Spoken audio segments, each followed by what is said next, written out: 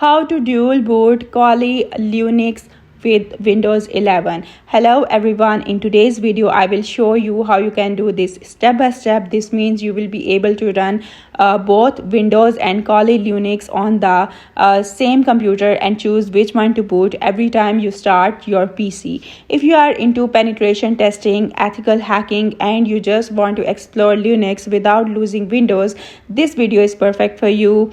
A quick warning over here, you need to follow each step carefully. Skipping something might overwrite your Windows installation. So step 1 is prepare Windows 11. First, make sure you already have Windows 11 installed on your PC. We will be installing Kali Linux alongside it, not replacing it. So you will need the Linux ISO file. Head over to the official website and download the regular installer image, not the live or net installer versions. So I have already downloaded mine, so let's move on. You will also need a USB flash drive, at least 8 GB, and a tool to make it bootable. I recommend Refuse, Balena, Etcher, or Ventoy. All of them are free, safe, and super easy to use. Now let's talk about step 2. Create a bootable Kali Linux USB. Now plug in your USB drive and open Refuse. It's simple interface. Just select the Kali ISO file you downloaded earlier. Leave all other settings as default and click start. While Refuse creates the bootable USB, let's get Windows ready for Kali. Right click on the start button and open disk management. You will see your main drive, usually labeled as disk 0 with a C partition. Right click on the C drive and select shrink volume. Wait a few seconds while window calculates the available space. Now decide how much space to give Kali. I recommend at least 50 GB, but if you can spare 100 GB or more, that's even better. Once you shrink it, you will see a new unallocated space section. That's exactly where Kali will be installed. You can now close disk management. Windows setup is done here. So before booting into Kali, you will need to disable secure boot in your BIOS or UEFI.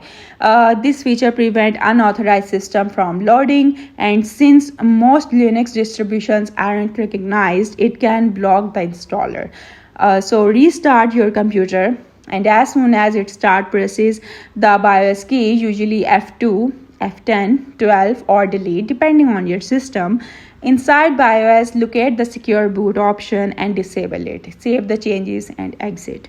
Now plug in your Kali Linux USB, restart your PC and open the boot menu again, usually F12 or escape.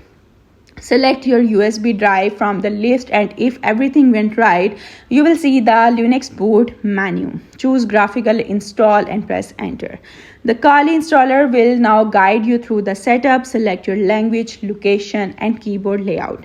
Now enter a host name for your system. You can leave it as default. Then create your username and password. Make sure to remember these for later. Now comes the most critical part, partitioning. When you reach the partitioning section, select manual. You will see your drives listed. Locate the free space you create earlier. That's where we will install Kali. Kali doesn't create a new boot partition. So instead, it uses the existing EFI partition that Windows already has. This allows both systems to share the same boot manager. When your PC starts, the GRUB Bootloader will appear, letting you choose between Kali Linux and Windows Boot Manager. For now, keep things simple. Choose auto partitioning, all files in one partition.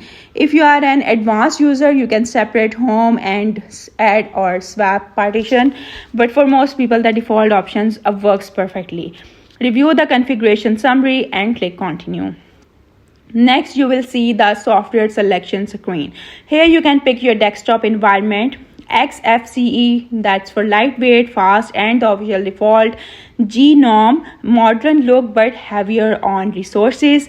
KDE Plasma, beautiful and customizable. I recommend sticking with XFCE for best performance. Below that, you will also find options like top 10 tools and large installation. If you like new to Kali, just go with the default. You can always install more tools later. Once installation is complete, click continue and let the system reboot. When prompted, remove your USB drive. Your PC will restart and you will see the GRUB menu giving you the choice between Kali Linux and Windows Boot Manager. If you see that, congratulations, you have successfully dual boot Kali Linux with Windows 11. If it boots directly into Windows, don't worry, check that secure boot is still disabled and make sure Kali is set as the first boot option in BIOS. And that's it, you now have both Windows and Kali Linux running side by side, the perfect setup for both productivity and penetration testing. If this video helped you out, make sure to hit that like button, subscribe for more tutorials, and let me know in the comments, do you prefer dual booting or using Kali in a virtual machine? Thanks for watching and I will see you in the next one.